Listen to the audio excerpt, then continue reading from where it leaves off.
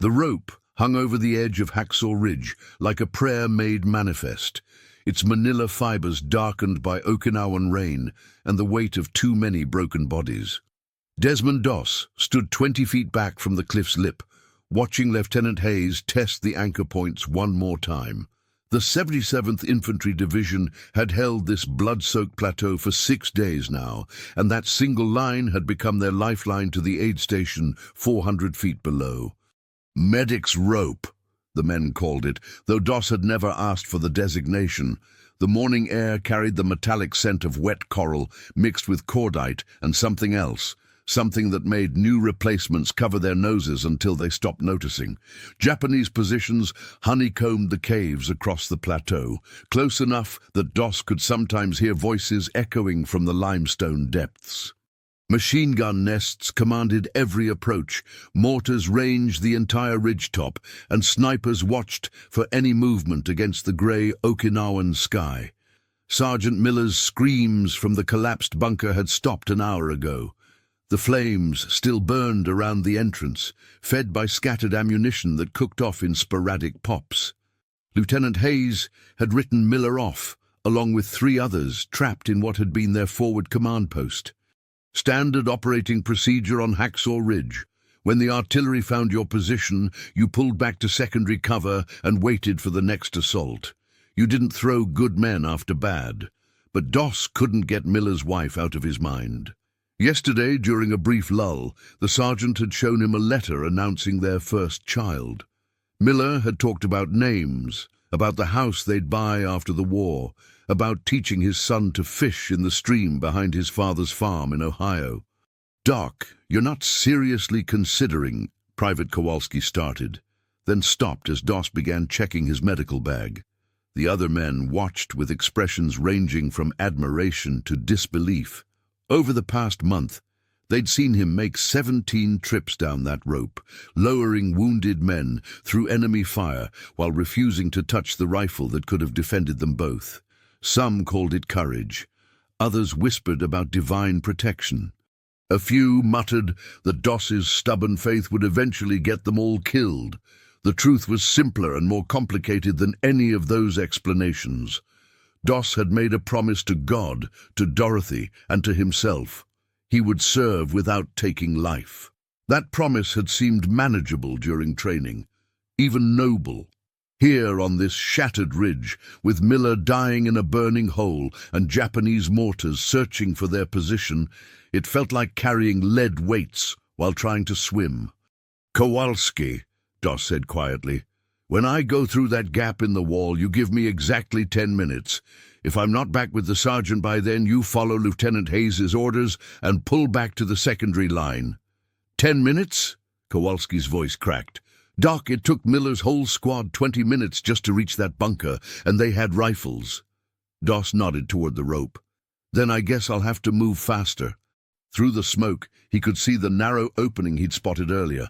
A gap where the bunker's wall had partially collapsed, creating a space barely wide enough for a man. The flames burned lower there, though heat shimmer still distorted the air. Beyond that opening lay Miller and whatever remained of his strength. The decision had already made itself, really. It had been making itself since Doss first heard someone call medic across a battlefield, and realized that voice carried more weight than any order, any regulation, any sensible calculation of risk and survival. He thought of his father's words from years before, spoken during one of their long evening talks about conscience and duty. The measure of a man isn't whether he can take a life, but whether he's willing to give his own to save another. At 17, those words had sounded like Sunday school wisdom. At 26, crouched on a ridge where good men burned alive while he counted minutes, they felt like a burden heavier than any pack. Lieutenant Hayes appeared at his shoulder, rain dripping from the rim of his helmet. "Doss, that's a direct order. We're pulling back in 5 minutes, with or without—" "I understand, sir." Doss stood, slinging his bag across his shoulder. "But I can't follow it. Not while Miller's still breathing." The lieutenant's jaw worked silently. In any other unit, at any other time, those words would have meant court-martial. Here on Hacksaw Ridge, with the rope testament to 17 previous impossibilities, Hayes simply nodded. 5 minutes, he repeated. Then we move, and God help you if you're still in there. And as Doss began his approach to the burning entrance, he heard Kowalski whisper to someone behind him, "How's he do it? How's he keep walking into that?" Another voice, barely audible over the crackling flames. "Maybe it ain't about not being scared. Maybe it's about being more scared of something else." If stories like this make you imagine what you'd do under fire, tell us in the comments how you think you'd react in this situation. And stay with us for the next chapters. The heat hit Doss like a physical blow as he squeezed through the collapsed wall opening. Inside the bunker, smoke hung thick enough to taste, and burning debris had turned the air into a furnace. Miller lay 20 feet away, pinned beneath a fallen beam, his uniform torn and blackened, but his chest still rising in shallow gasps. "Sergeant!" Doss called, crawling forward on his belly to stay below the worst of the smoke. "Miller, can you hear me?" The sergeant's eyes opened, unfocused and bright with pain. "Doss, you came back?" His voice carried the same disbelief Doss had heard 17 times before, from 17 other men who'd been certain they would die alone on this ridge. "Let's get you out of here." The beam across Miller's legs was solid timber, part of the bunker's original construction. Under normal circumstances, it would take 3 men to move it. But normal circumstances had ceased to exist on Hacksaw Ridge 6 days ago, when the 77th Infantry Division first climbed these coral cliffs and discovered that the Japanese had turned every cave, every depression, every piece of cover into interlocking fields of fire. Doss worked quickly, using his medical bag as a fulcrum and a piece of twisted metal as a lever. The beam shifted slightly, enough for him to pull Miller's legs free. The sergeant's left leg bent at an unnatural angle, and his face went white as chalk when Doss moved him. "My legs! I can't feel—" "Don't worry about that now." Doss applied field dressings to the worst burns on Miller's arms and face, working by feel in the smoky darkness. "We're going to get you down to the aid station. Dr. Weinstein will take good care of you." Through the smoke, he could see that flames had spread, cutting off their entry route. The gap in the wall had narrowed as more debris fell, and the heat was becoming unbearable. Panic flickered across Miller's features as he realized their situation. "We're trapped, aren't we, Doc?" Doss looked around the burning space, his mind automatically cataloging options the way his father had taught him to survey a construction site. There, through the thickest smoke, he could see starlight where part of the roof had collapsed. The opening was barely wide enough for a man, and reaching it meant climbing over burning debris while carrying Miller, but it led to the exterior wall that provided cover from the snipers across the plateau. "Sergeant, I need you to stay with me. Can you do that?" Miller nodded weakly, gripping Doss's arm. "Why did you come back? After everything I said about you not carrying a rifle, about being a burden, because you're my brother," Doss replied simply, the words coming without thought. "And brothers don't leave each other behind." What he didn't say was how Miller's earlier words had cut deeper than enemy fire. During those first weeks on Okinawa, when the unit was still learning to trust each other, Miller had been one of the loudest voices questioning whether a medic without a weapon was worth the risk. He'd called Doss a liability, a danger to real soldiers, a man whose conscience would get them all killed. Now as Doss lifted him toward the roof opening, Miller whispered, "I was wrong about you. I was wrong about all of it." The next few minutes blurred together in smoke and desperation. Doss managed to boost Miller through the opening, then squeezed through himself as flames consumed the space behind them. They emerged onto a narrow ledge, 40 feet up the ridge face, with temporary cover from the enemy positions, but no clear route to safety. Below them, the rope hung against the cliff face, swaying in the wind that carried the sound of Lieutenant Hayes ordering the withdrawal. Above them, Japanese voices echoed from cave mouths as enemy soldiers investigated the burning position. And Miller was fading fast, his blood loss and shock making him drift in and out of consciousness, despite Doss's efforts to keep him alert. Doss used his remaining field dressings to stabilize Miller's leg and treat the worst burns. But they needed evacuation, and the enemy was closing in. Through the darkness, he could see muzzle flashes as Japanese soldiers moved to investigate their position. That's when he remembered the climbing rope they'd used during the morning advance. The line was still anchored above them, invisible in the darkness, but close enough to reach if he could carry Miller 20 feet up the exposed rock face. Under any rational calculation, it was impossible. But rational calculation had stopped applying to Desmond Doss somewhere around his third trip down the medic's rope. He thought of Dorothy, waiting for his letters in Virginia.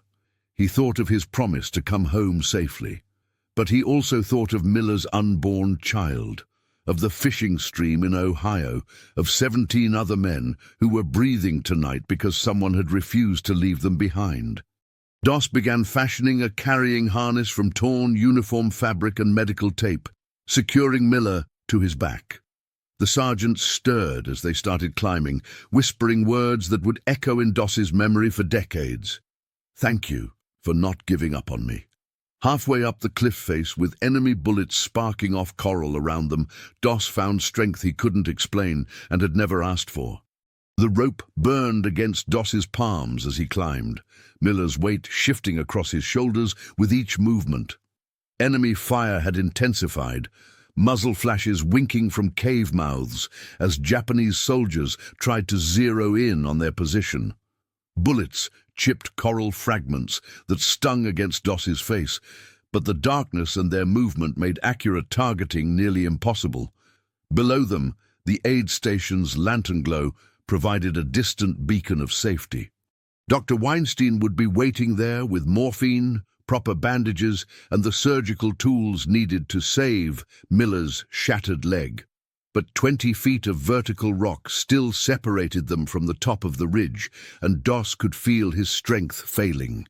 Miller drifted in and out of consciousness, sometimes mumbling about his wife, sometimes calling for water Doss couldn't spare. The makeshift harness cut into both their bodies, and Doss's medical bag kept shifting, threatening to unbalance them both. His hands, slick with sweat and Miller's blood, struggled to maintain their grip on the rope. At the aid station below, Corpsman Brady was inventorying their dwindling medical supplies when another stretcher-bearer stumbled in, carrying news from the ridge. "Lieutenant Hayes pulled his whole platoon back," the man reported, breathing hard from his descent.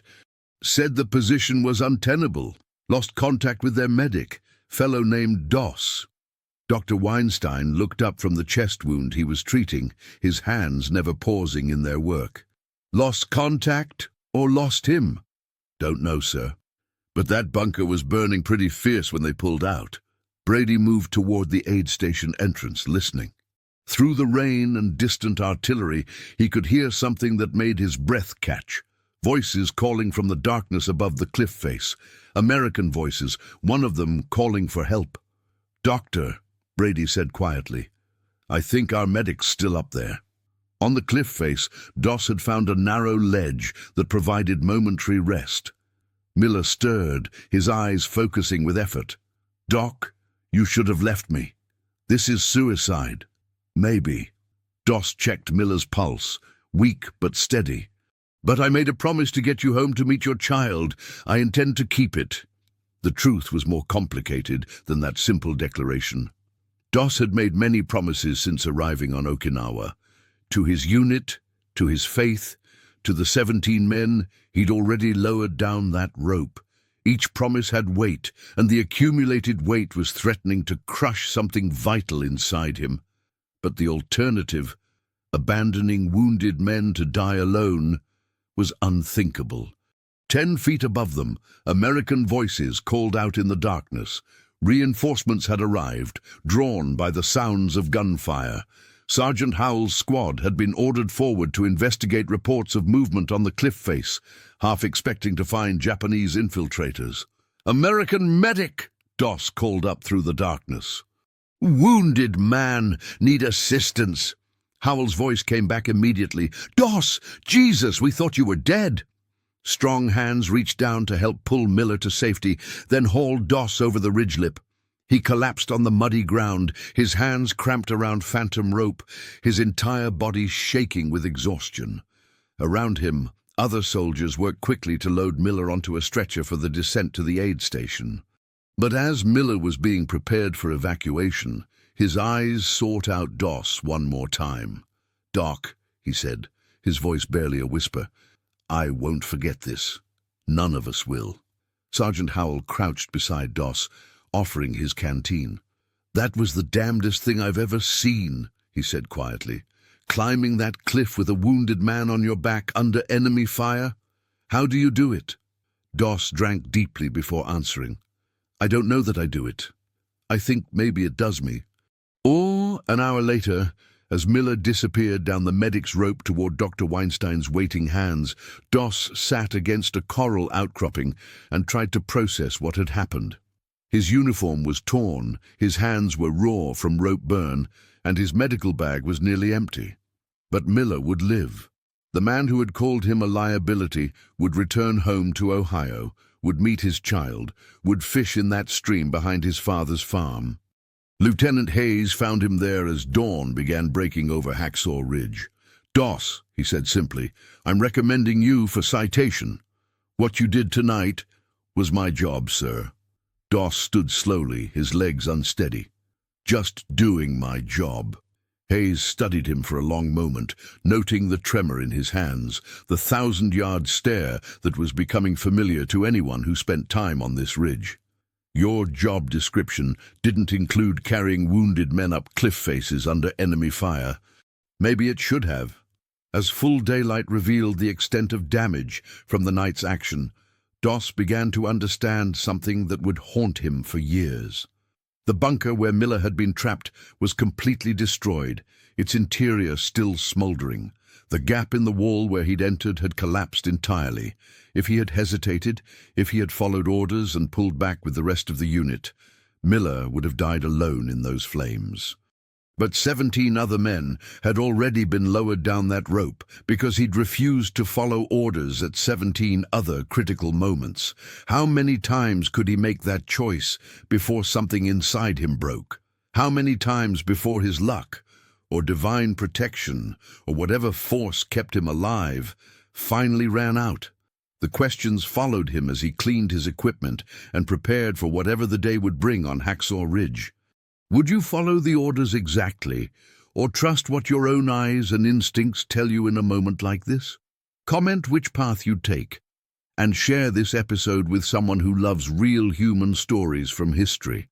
3 days after Miller's rescue, the rope had saved 11 more men. Each trip down the cliff face had worn another groove in Doss's soul, another weight in the growing collection of memories he carried. The manila fibers were fraying now, darkened with blood and rain, but Dr. Weinstein kept requesting more wounded from above. The aid station had become an assembly line of torn bodies and desperate medicine, with Corpsman Brady working 18-hour shifts to keep up with the casualties from Hacksaw Ridge. The morning brought new orders from Regimental Command, one final push to clear the remaining Japanese positions before the next phase of the Okinawa campaign. Lieutenant Hayes gathered what remained of his platoon, 17 men from the original 42, around a shallow crater that served as their command post. Intelligence reports suggest most enemy positions are running low on ammunition, Hayes explained, rain dripping from his helmet as he sketched positions in the mud. "We advance at 800, following artillery preparation. Objective is to clear the cave complex and hold this ridge permanently." Private Kowalski raised his hand tentatively. "What about the rope, sir? If we advance, who's going to—" "The rope stays where it is," Hayes said firmly. "Medical evacuation remains our priority." But Doss could see the unspoken truth in Hayes's expression. This attack would either succeed completely or fail completely. If they failed, there might not be enough men left to need evacuation. If they succeeded, the ridge would finally be secure enough for normal casualty procedures. At 800, artillery began falling on the Japanese cave positions across the plateau. Doss moved forward with the assault line, his medical bag restocked with fresh bandages and morphine. But something felt different about this advance. The enemy response was lighter than usual, their counterfire less coordinated. By noon, Hayes's platoon had reached positions they'd been trying to take for a week.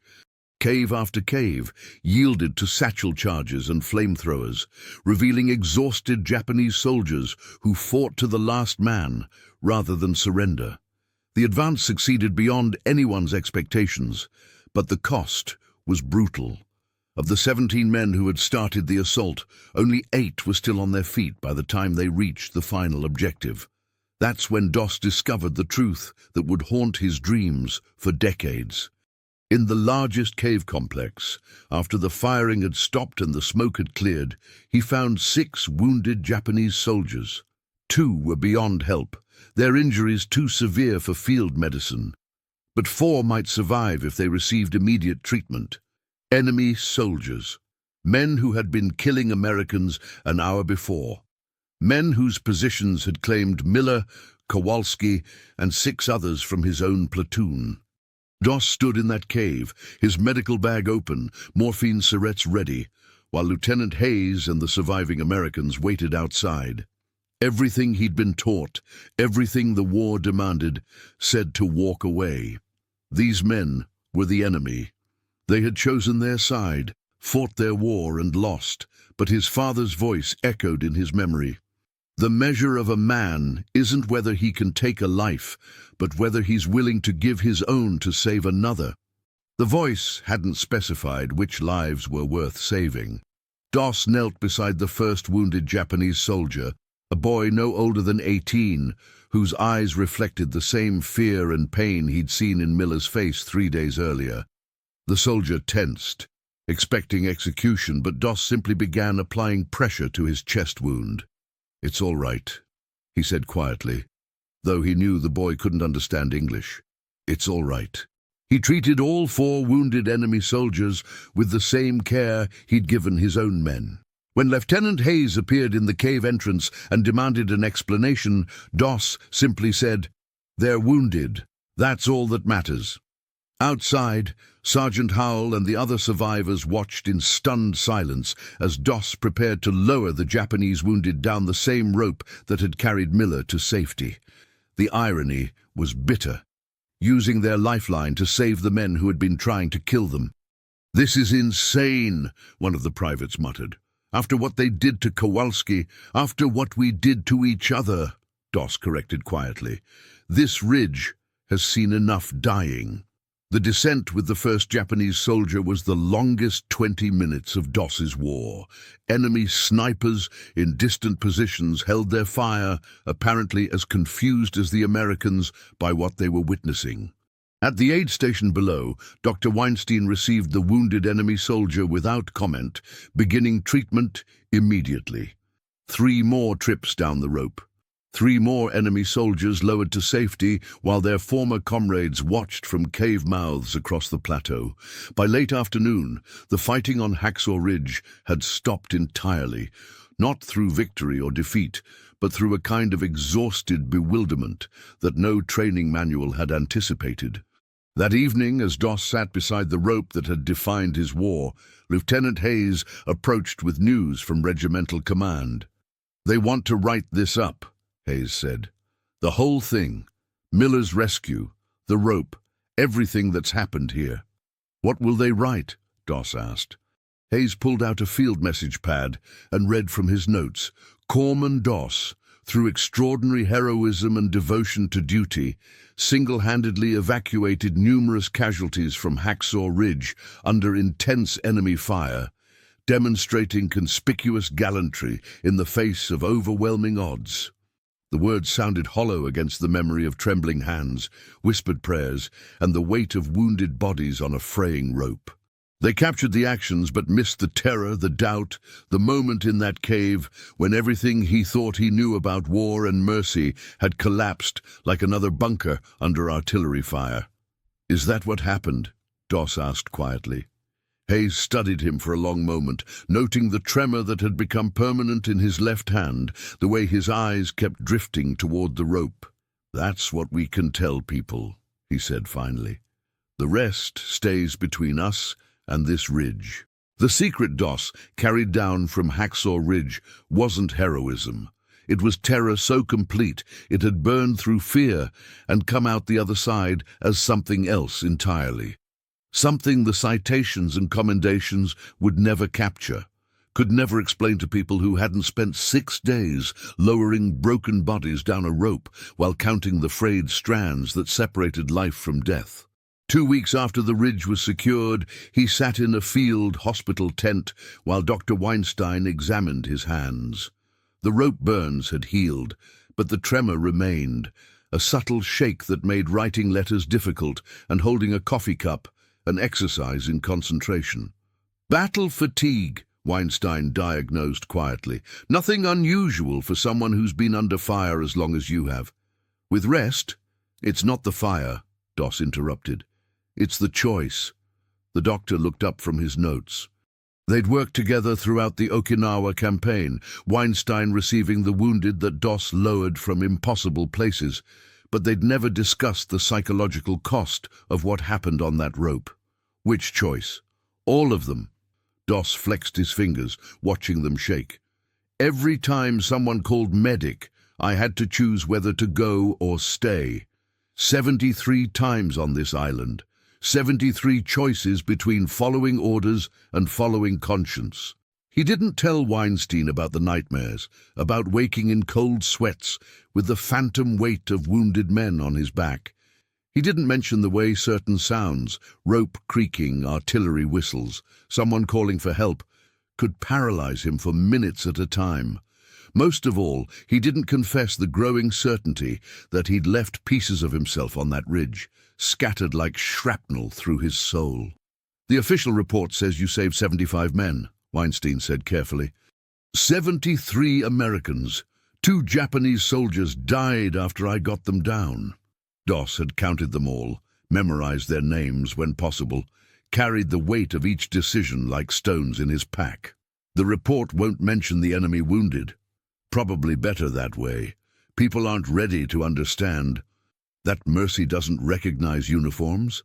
Doss looked toward the tent opening, where other wounded soldiers sat in the Okinawan sun, smoking cigarettes and writing letters home. Maybe they should be ready. The truth was more complicated than his simple statement suggested. In that cave, kneeling beside wounded Japanese soldiers, while his own men died around him, Doss had discovered something that challenged everything the war had taught him about enemies and allies. Pain looked the same in any language. Fear sounded the same whether it came from American or Japanese throats. But explaining that to Lieutenant Hayes, to regimental command, to a country that needed clear heroes and obvious villains, that was impossible. So the official record would show American casualties saved, Japanese positions captured, and 1 unarmed medic who somehow survived what should have killed him. The version that would appear in newspapers would be simpler still. Brave medic saves wounded under fire, wins Medal of Honor, proves that faith and courage can overcome any obstacle. A clean story for a dirty war. Inspiration for a nation that needed to believe sacrifice meant something. 3 days later, Sergeant Miller appeared at the field hospital, walking with a cane, but walking nonetheless. His left leg had healed crooked, and he would always limp, but Dr. Weinstein's surgical work had saved the limb and his mobility. He found Doss sitting beside the tent, reading a letter from Dorothy. "Doc," Miller said simply, settling beside him on a wooden crate. "Heard you were having a rough time." They sat in silence for several minutes, watching supply trucks navigate the muddy roads that connected the field hospital to the rear areas. Finally, Miller spoke again.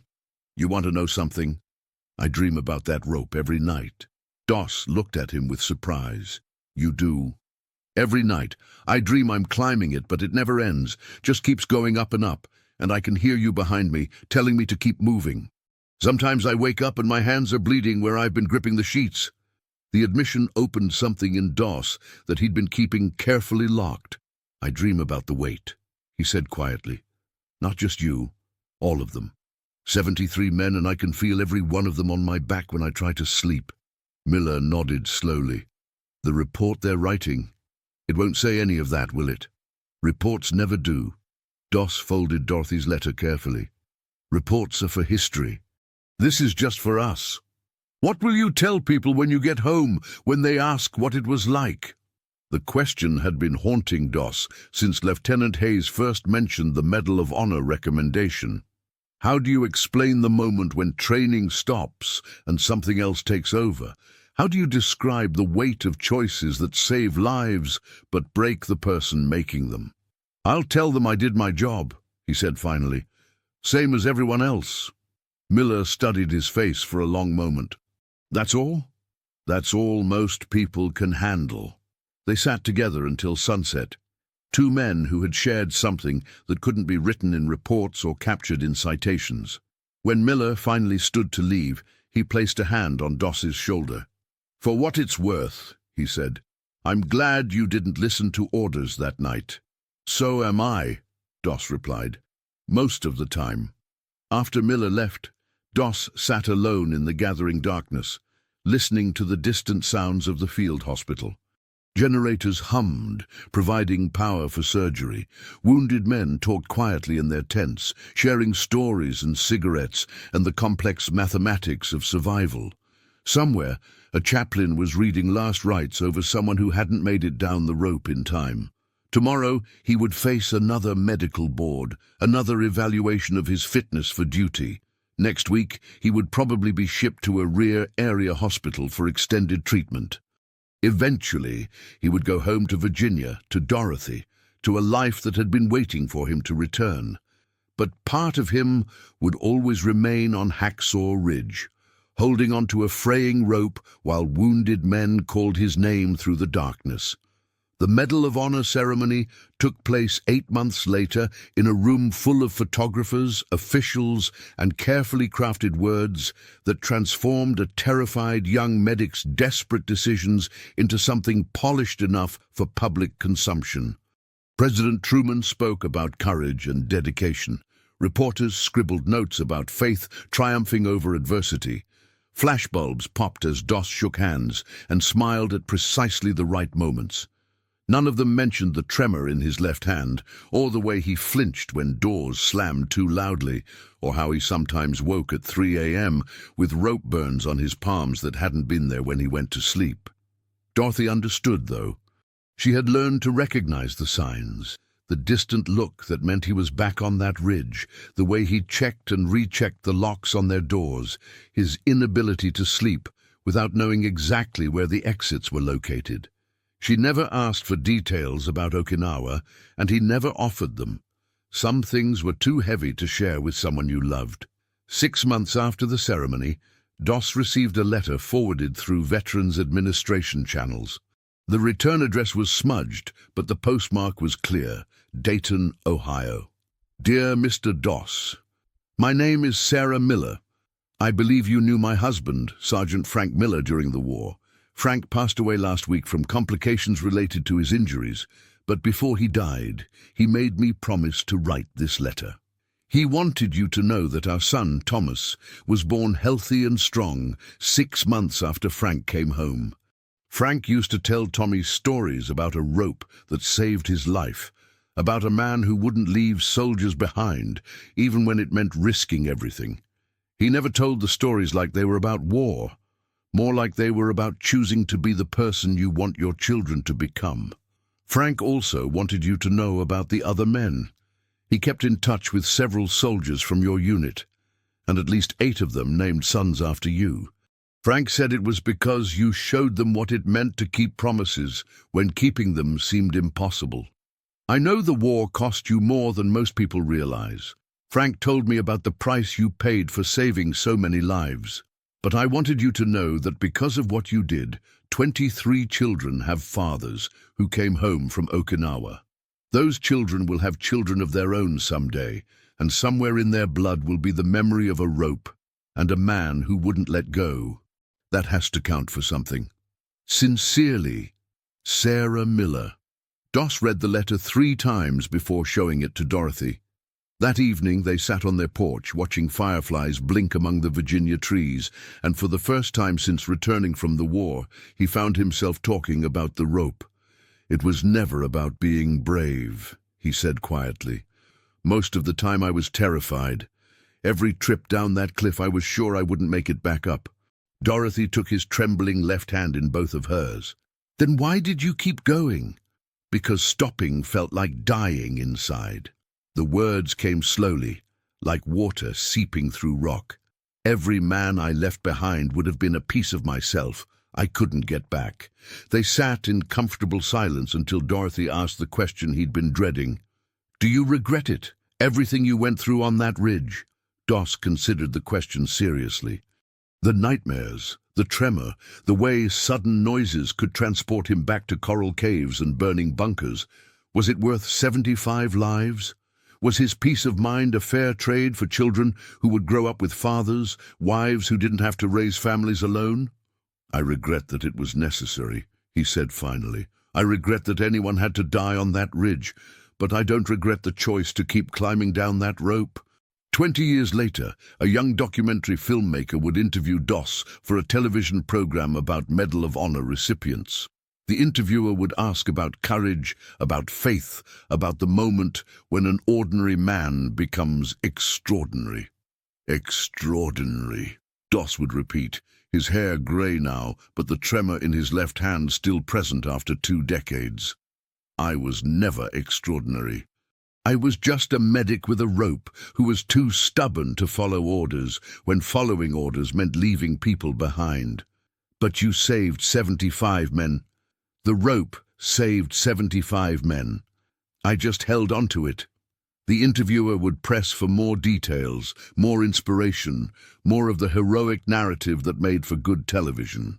But Doss would simply smile and redirect the conversation toward the other medics, the other soldiers, the thousands of ordinary people who made extraordinary choices when circumstances demanded them.